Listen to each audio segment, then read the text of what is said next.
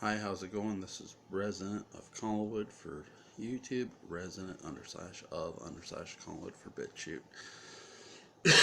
I'm here to give my review for the Final Fantasy VII Remake. Um, many years ago in the 90s, there was this game called Final Fantasy VII, and you know, Final Fantasy is a series. People have their preference. You look at the first 10 are probably the best installment, right? 6 is known for its great story and its characters. 7 is known for its memorable characters and unique story. But the one thing 7 had, the original 7 had, that the remake plays off of, it had the most memorable villain probably in the franchise's history, Sephiroth. Sephiroth is somebody who wants to destroy the planet by summoning by taking black materia that is locked up in a temple of the ancients and summoning meteor. Now, to be clear, in this remake, here's what's different. This remake isn't the complete game.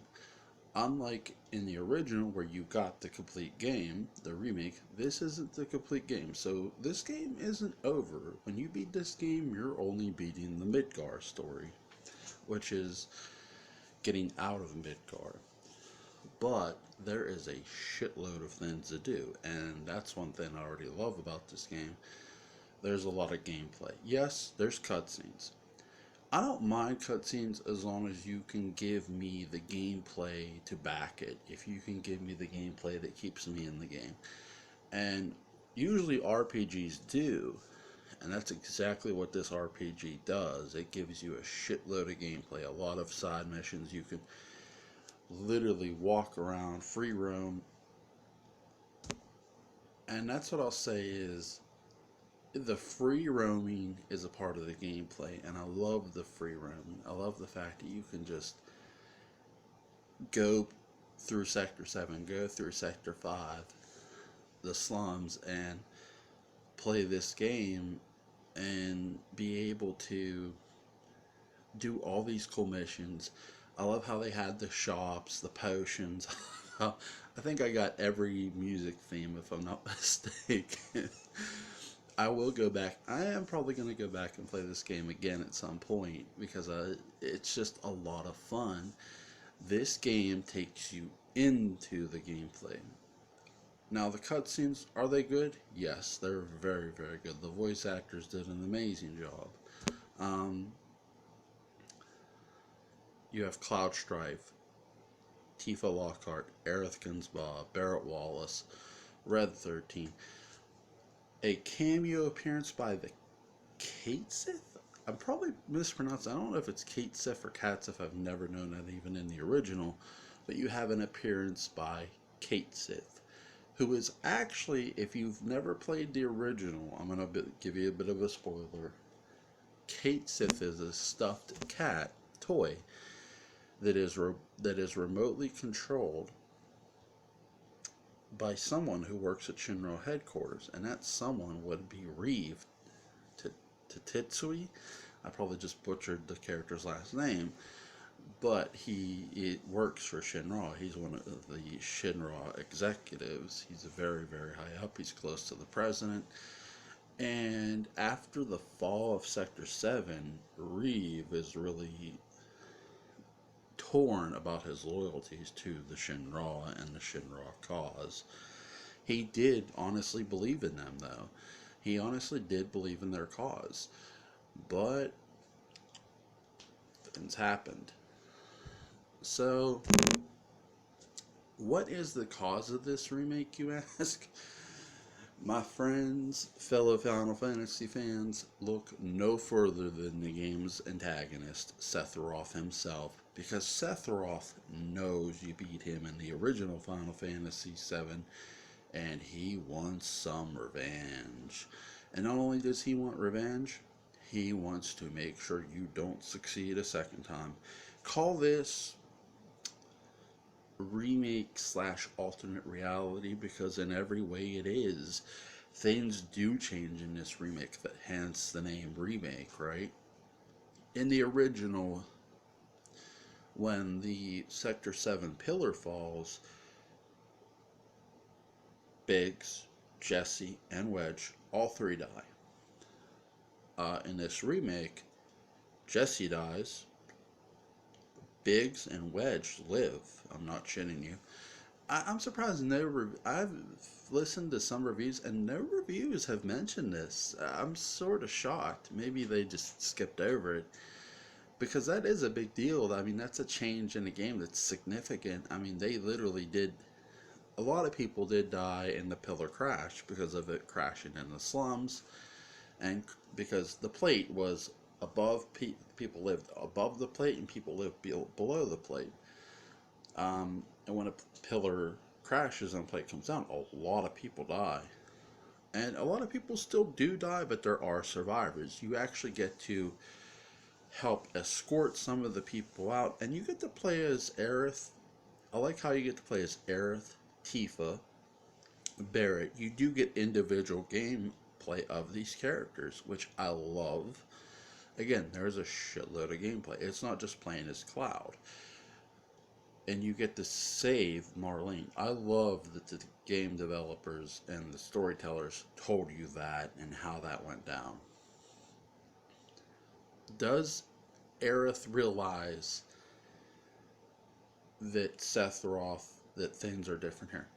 Yes and no. She realizes that Sephiroth is evil and he's the biggest threat to the planet. There's no greater threat to the planet, as she says in this game, and she's absolutely right. There is no greater threat to the planet than Sephiroth himself.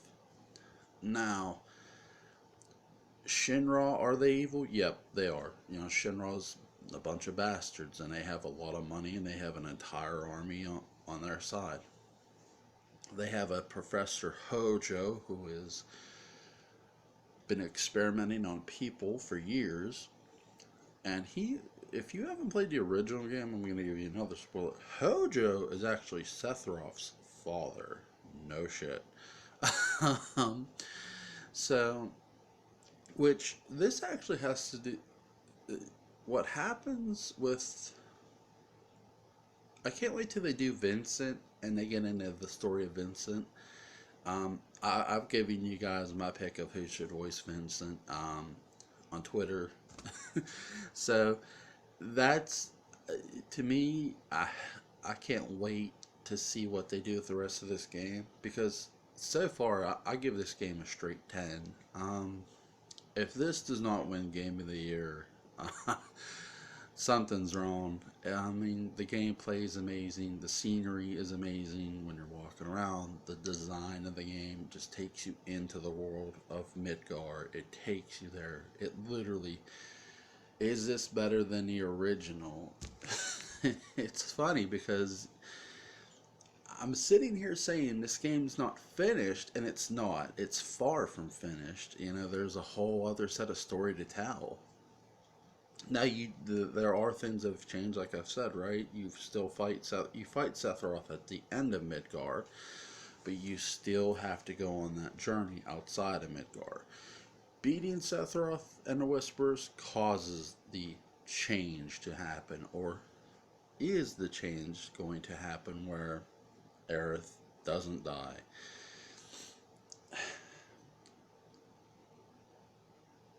I think if Aerith dies, here's where the game developers and the storytellers can miss a huge boat. There were rumors in many, many magazines after the original Final Fantasy VII that Aerith was still somehow alive, and I do think that's something they could play with this game. And if they don't, I think that would be a huge miss. So now Aerith is currently alive in your party, but she does die in the original Final Fantasy. Sephiroth kills her. She's on her knees praying, and he takes his sword and stabs her right in the back. Um, So it'll be interesting to see if that's the same scenario they use, or if there's going to be a different scenario, or if they do actually, if she winds up actually living. Now, here's the interesting part. I've mentioned Biggs and what Wedge. They live, so that's already a change in the game.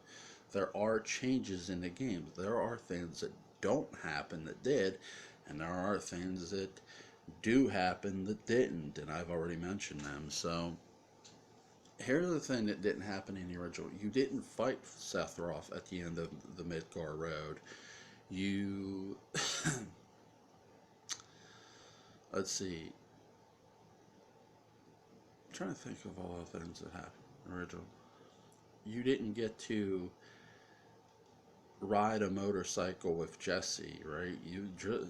They added so much character depth too for Jesse, Biggs, and Wedge. So Jesse was very flirtatious. You got to know about these characters more in this game than you did in the original with the side characters, which is very, very good. Trying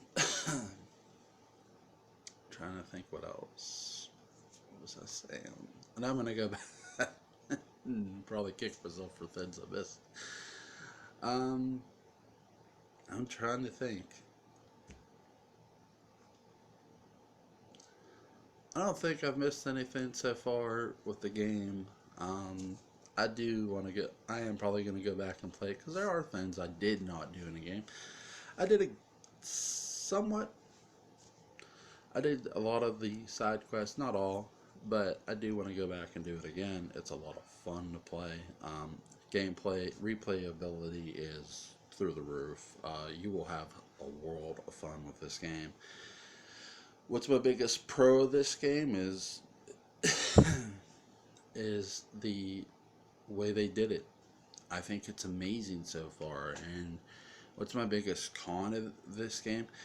It's not just of this game, it's of the entire franchise. The biggest con I take away from this game is, now how are you going to tell the open world story? They did do some, Final Fantasy has always done good with open world. So I don't think they'll have a problem. My biggest con from the franchise is, did they really need to focus on the past with Final Fantasy VII? This Final Fantasy VII remake, let's call it what it is. It's a shot of adrenaline in the arm from a franchise that was literally dwindling, and I mean very, very dwindling. Look, they haven't had a good game since maybe 10, right? If you enjoyed 10, then you know what I'm saying. I liked 13 actually, but again, that's me. It's just this franchise has not found its own new place in this new, you know, with these new consoles. Is Final Fantasy VII gonna change that? I don't think you can. We can really answer that uh, yes or no until they make a new Final Fantasy, not a remake. A remake is just that. It's a remake. Yeah, the changes are going to be cool and different and fun. Do I? But to say, this is going to resurrect the entire franchise and they're going to go forward and make killer games is something I can't say. I do think they're going to knock the rest of this out of the park if they make it look half as good as they did mid-car. Then they'll be fine. And if they tell you an interesting story with the immense gameplay, they're definitely going to be fine. But you know, did Final Fantasy VII need to be remade? It's not about need for the fans. It was a need for the franchise, and I think that's exactly why they did remake a game that had been talked about for generations and generations, years and years, right? Why not remake the one game in the Final Fantasy VII, in the Final Fantasy franchise, is going to get talked about? And this is that game. It's Final Fantasy VII. The characters are probably, in my opinion, are the most memorable in the franchise. The story is one of the most unique in the franchise, in my opinion. And it's going to be unique again because it's going to see not just what has changed already, but what else is going to change going forward in this story from the original. So that's my review of Final Fantasy VII, the remake. Again, well, my one last con is, again, you've only got the Midgar story, so you do not get the whole game. Listen, the original Final Fantasy VII was 3 discs. This game, this remake, is going to be one long ass journey, and if you're in for the ride, then you're in for the ride. I'm not going to sit here and tell you to hop on, but I do recommend this game. It's a lot of fun. Um, the Midgar story is amazing. The way you meet Red 13, is it different? Um, Somewhat, yeah. There is somewhat of a change. Red 13 does not get his fangs on Hojo. And by the way, you don't get to really play as Red 13 in a sense. You don't. He doesn't join your party, which is interesting. I found that really curious that they did not have Red 13 fight. You be able to control him in this game. Um, but other than that, I give this game a 10. Straight up, I think it's really good. Definitely highly recommended. And that's my review of Final Fantasy VII, the remake so far. Hope you guys enjoyed this video. Like, share, comment, and subscribe.